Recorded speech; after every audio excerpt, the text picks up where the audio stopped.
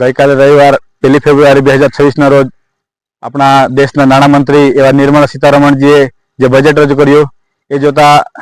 એવું લાગે છે કે અમુક અંશે સામાન્ય નાગરિકોના ફેવરમાં ઓછું રહ્યું આ બજેટ અને મોટા અને ઉદ્યોગપતિઓના ફેવરમાં વધારે રહ્યું એ રીતે દેખાઈ રહ્યું છે। જેમાં જોવા જઈએ તો આ બજેટમાં મહિલાઓ માટે ખૂબ સારી એવી જોગવાઈ કરવામાં આવેલી છે। મહિલાઓને ઉદ્યમી બનાવવા માટે માર્કેટ સ્ટાર્ટઅપ માટે જે જોગવાઈ કરવામાં આવેલી છે, સાથે સાથે આપણે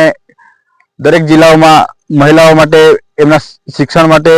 દરેક જિલ્લામાં ગર્લ્સ હોસ્ટેલની સ્થાપના કરવાની ખૂબ સારી એવી જોગવાઈ કરવામાં આવેલ છે। સાથે આપણે ખેડૂતોના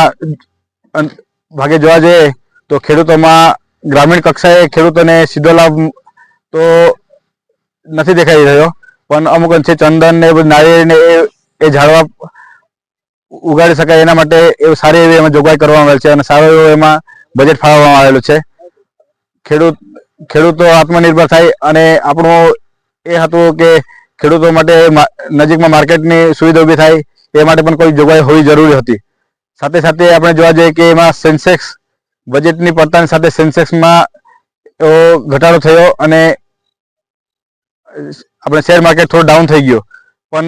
પરંતુ બીજી બાજુ જોવા જઈએ તો આયાત અને નિકાસમાં જે કેન્સર જેવી જે ખૂબ જ ગંભીર બીમારીઓ છે એમાં આયાત અને નિકાસમાં તેમજ ટીડીએસમાં સાથે તેમજ ટેક્સમાં ખૂબ એવો ઘટાડો કરવામાં આવ્યો છે, જે ખૂબ સારી બાબત છે। સાથે સાથે આપણે જોવા જઈએ તો આરોગ્ય કક્ષાએ જે નવી 3 એમ્સની સ્થાપના કરવામાં આવેલ છે, જે ખૂબ સારી બાબત છે અને સ્થાનિક લેવલે પણ થોડુંક આરોગ્યમાં આ બજેટમાં થોડું જોગવાઈ હોત તો થોડું વધારે સારું હોત। સાથે સાથે આપણે જોવા જઈએ કે આ બજેટમાં નવી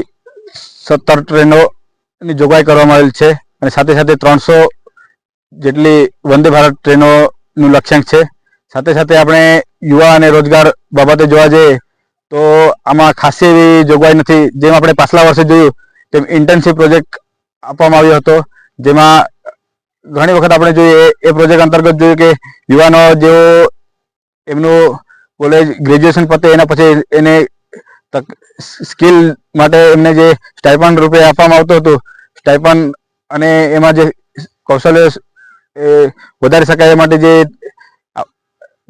પણ તાલીમ આપવામાં આવતી એમાં સ્ટાઇપન્ડ રૂપેમાં એમાં ઘણા વિદ્યાર્થીઓએ અધવચ્ચે છોડી દીધું હતું અને ખાસી એવું થોડુંક એ ડાઉન જેવું રહ્યું છે।